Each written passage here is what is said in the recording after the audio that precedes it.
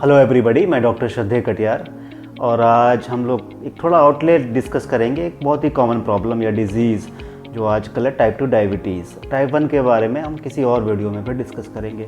तो type 2 diabetes है क्या, आप लोगों को सबको पता है, लेकिन एक बहुत ही बेसिक मिस्टेक जो क्लिनिक्स पे भी होती है, पेशेंट्स भी करते हैं और इवन अस्पतालों में भी होती है, और इसके मैनेजमेंट की जो बहुत ही बेसिक जो प्रॉब्लम है वो आपको बताता हूँ। जैसे अगर मैं आपसे पूछूं कि मैं जैसे अभी दिल्ली में हूँ तो आगरा की डिस्टेंस कैसी कितनी है, तो बहुत लोग आंसर देंगे 200 किलोमीटर या 250 किलोमीटर।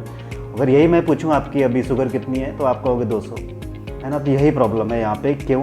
क्योंकि आपने 200 के आगे यूज किया डिस्टेंस बताने में किलोमीटर, बट आप जब मैंने आपका शुगर लेवल पूछा डायबिटीज़ के केस में तो आपने कहा 200। आप उसके आगे आपने कोई यूनिट यूज नहीं करी है। इसका मतलब जो आपको पता ही नहीं है कि यूनिट आप क्या यूज करनी, तो आप मैनेज कैसे कर रहे हो। अगर यहाँ से आगरा की डिस्टेंस 200 किलोमीटर है और मैं सिर्फ कहूँ 200, तो एक अमेरिकन उसको समझेगा 200 माइल्स, है ना, क्योंकि फिर 200 माइल्स तो 360 या 320 किलोमीटर्स हो जाएगा। तो एकदम ही से डिफरेंट हो गया। जैसे हम यूनिट चेंज करते हैं नंबर डिफरेंट हो जाएगा। अगर हम इसको मीटर में चेंज कर दें तो 200 मल्टीप्लाइड बाई 1000 मीटर्स, तो फिर से एक नंबर चेंज हो जाएगा। तो हम जब शुगर को मैनेज करने का डिस्कशन करते हैं क्लिनिक में या अस्पताल में या पेशेंट खुद अपने साथ, तो हम यूनिट का क्यों डिस्कशन नहीं करते।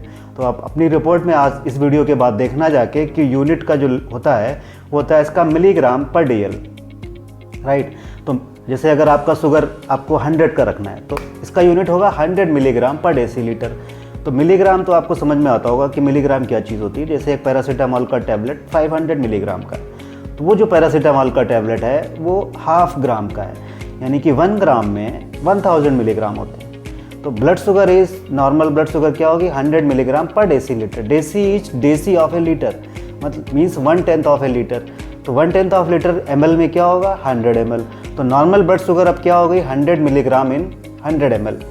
अगर हम इसको ग्राम और लीटर में चेंज कर दें सिंपली, क्योंकि हमारा जो ब्रेन है ये वायर्ड है to capture gram and litre, right. तो हम मिलीग्राम और डेसीलीटर को अब हम ग्राम और लीटर में चेंज कर रहे हैं।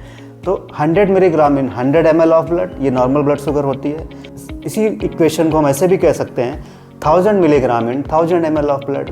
तो 1000 मिलीग्राम को हम 1 ग्राम कह सकते हैं और 1000 मिलीलीटर को हम 1 लीटर कह सकते हैं। तो नॉर्मल ब्लड शुगर क्या हो गई 1 ग्राम इन 1 लीटर ऑफ शुगर। तो एक जो मेल बॉडी है उसमें करीब 5 लीटर ब्लड होता है। जब भी हम शुगर चेक करते हैं तो ब्लड के थ्रू चेक करते हैं, ब्लड में चेक करते हैं। तो अगर टोटल 5 लीटर ब्लड है तो टोटल शुगर कितनी होगी 5 ग्राम।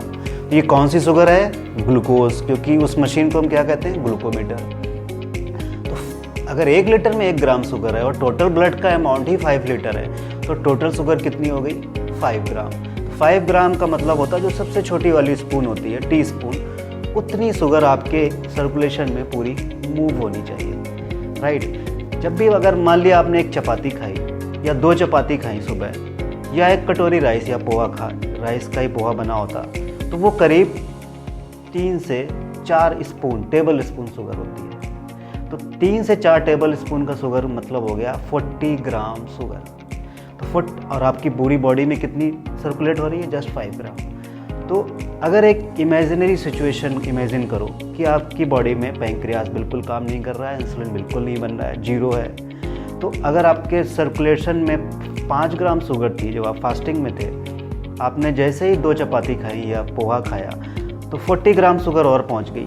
अब कुछ भी आपकी बॉडी मैकेनिज्म कुछ भी नहीं काम कर रही है इसको कंट्रोल करने के लिए। तो 5 ग्राम एंड 40 ग्राम ये कितना हो गया 45 ग्राम। तो अब शुगर जब 5 ग्राम शुगर थी तो ग्लूकोमीटर पे आ रही थी 100। अब जो 45 ग्राम शुगर होगी 5 + 40, तो कितनी शुगर आपका ग्लूकोमीटर दिखाएगा 100 मल्टीप्लाइड बाई 900 शुगर आएगी।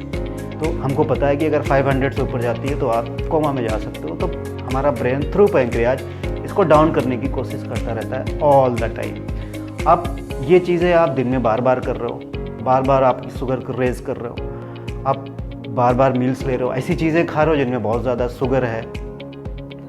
ग्रेन्स में कहाँ से शुगर आती है वो हम अगले वाले वीडियोस में सब डिस्कस करेंगे, है ना।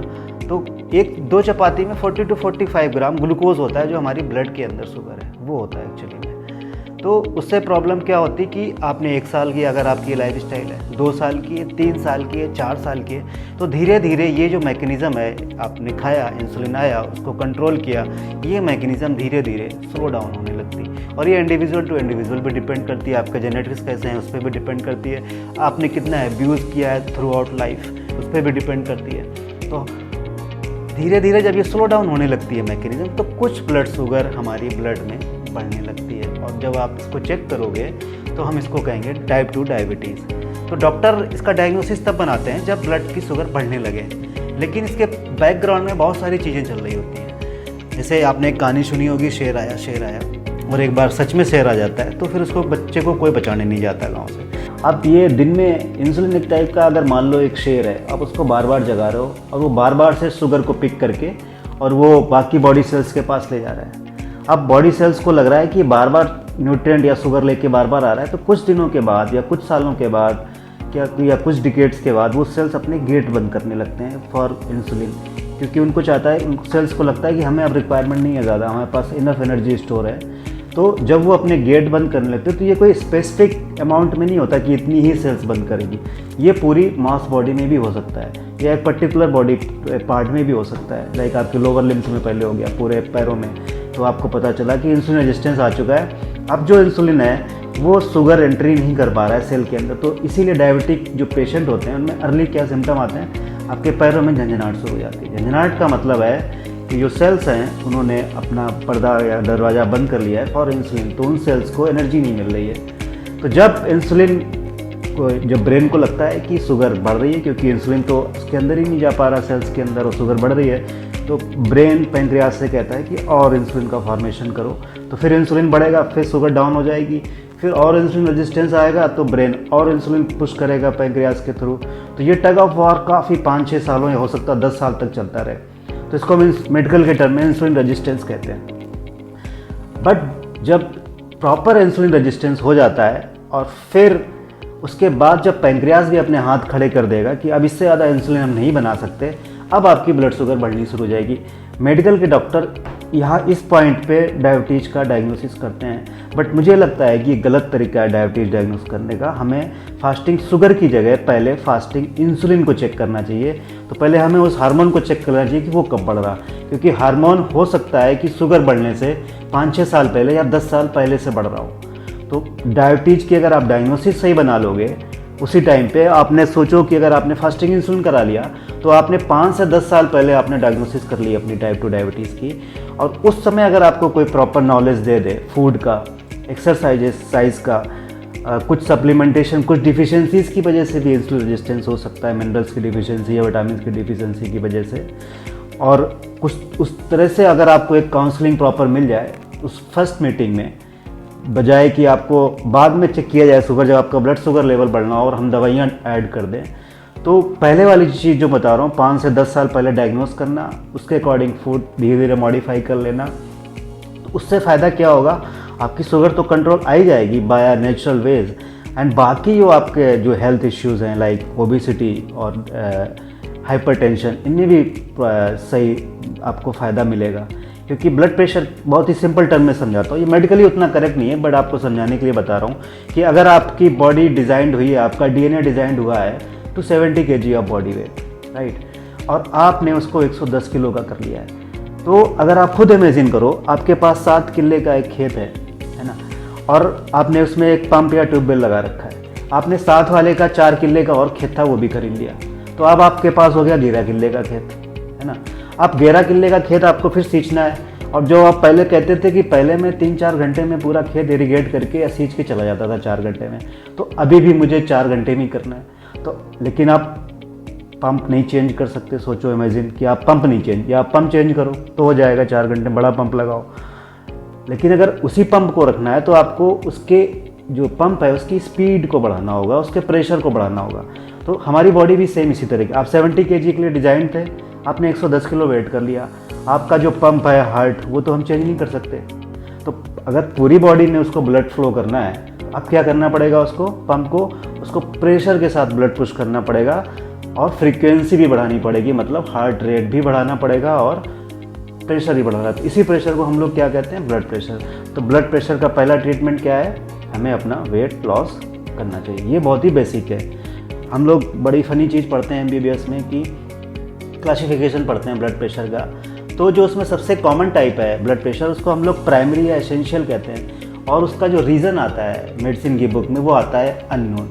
मतलब मेडिसिन ये कह रही है कि जो 90% BP है उसका जो रीज़न है वो एटियोलॉजिक बताते हैं। एटियोलॉजिक मतलब वी डोंट नो। सो क्या ऐसा हो सकता है कि ब्लड प्रेशर बढ़ रहा है और आपको पता ही नहीं है कि वी डोंट नो, है ना। तो इसका जो बेसिक रीज़न है वो सीधे सीधे हमारे किचन, हमारी लाइफस्टाइल, हमारे खान पान से जुड़ा है। तो इसी तरह के जो बहुत ही बर्निंग टॉपिक हैं, मैं इन पे बहुत सिंपल लैंग्वेज में, जो मेडिकल की भाषा थोड़ी टफ होती है, मैं उनमें थोड़ा मॉडिफाई करके आपकी जो लैंग्वेज है, जो हमारी लैंग्वेज है, इसमें सिंपली इन टर्म्स को मैं समझाने की कोशिश करूँगा अगले वाले वीडियोज़ में। थैंक यू, और चैनल को सब्सक्राइब जरूर कर लेना। जो मैंने आज टॉपिक डिस्कस किया है, आप लोगों का बहुत सारा, मुझे लगता है कि बहुत सारे क्वेश्चंस आ रहे होंगे, या पुराने भी क्वेश्चंस ऐसे होंगे जिनका मैं शायद आंसर कवर नहीं हो पाया होगा। तो आपको जो भी क्वेरीज आपको लगती है, तो आप वो सारी कमेंट सेक्शन में डाल के आप क्वेरीज डाल देना, और जितना भी हो सकता है मैं उनके सारे आंसर, या जितने भी आंसर मैं दे पाऊँगा, जितना मुझे टाइम मिलेगा, तो मैं उनके सारे आंसर आपको दे दूँगा। बाकी जो अगर आपको ज़्यादा डिटेल चाहिए तो मैं सारी वो डिस्क्रिप्शन में डाल दूँगा, तो वहाँ के थ्रू भी आप मुझसे कनेक्ट कर सकते हैं।